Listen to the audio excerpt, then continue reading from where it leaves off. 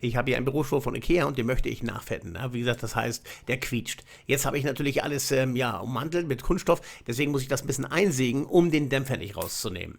Wie gesagt, den Dämpfer und das Fußkreuz irgendwie abzukriegen, das ist nicht immer so einfach, deswegen habe ich mir das einfacher gemacht und habe es einfach leicht eingesägt. Das kriegt ihr auch ohne ja, Probleme wieder zurückgebaut.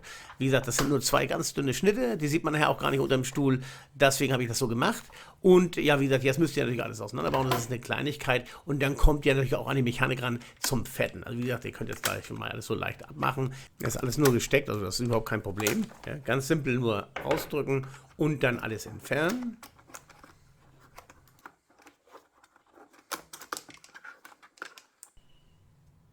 Jetzt braucht man einen Kreuzschlitzschraubendreher, da müsst ihr jetzt 8 Schrauben herausdrehen und die 8. Schraube ist natürlich jetzt hier unter der Blende gewesen. Jetzt müsst ihr alles abnehmen, also die ganzen Blenden einmal abnehmen. Ist ein bisschen frickelig, müsst ihr gucken, wie ihr da unten rumkommt. Aber das ist also keine Aktion, ihr macht da nichts kaputt. Vorsichtig ran, dann kann das auch nicht schief gehen.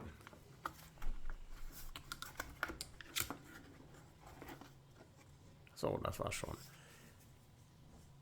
So, und jetzt möchte ich natürlich auch nochmal die Lehne hinten abschrauben. Also brauchen wir wieder einen Sechskantschlüssel und dann können die auch raus, die 3 Schrauben. Dann kann man die Lehne auch wegnehmen.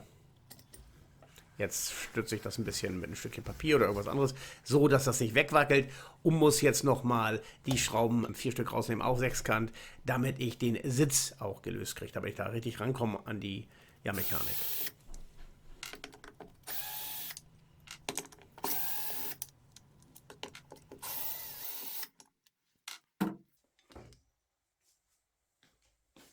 So, ich mache jetzt so ein bisschen Platz auf der Werkbank. Jetzt kommt nochmal die ganze Mechanik auf den Tisch. Ich habe das Ganze natürlich schon fertig gehabt. Ich zeige euch das jetzt nochmal, wie ich das mache. Also das löse ich auch noch, damit man da weiß, was da auf einen zukommt. Da fällt nichts ab, keine Feder raus oder so, sondern eben halt, da könnt ihr auch noch Fett reinspielen, da kommt ihr besser ran. Ich habe das alles schon gemacht. Ich zeige euch jetzt nur mal, wie es geht. Wie gesagt, jetzt öffnen wir auch nochmal 2 Sechskantschrauben sind das raus und dann kommt auch der Griff ab. Und da könnt ihr sehen, dass da auch Fett reinkommt. Ich habe es schon gemacht. Und wenn ihr soweit fertig seid, könnt ihr da einmal Fett dran schmieren und einmal eben halt an den Gleitlagern da, ne? Hinten am Stuhl, zeige ich ja gleich nochmal. Und dann ist das Knallloch erstmal weg. Wie gesagt, ich habe jetzt alles schon vorbereitet. Wie gesagt, ich hatte das schon auseinandergebaut und fertig gemacht. Aber im Großen und Ganzen ist das natürlich keine Aktion. Ihr seht das, wenn man das hin und her schiebt.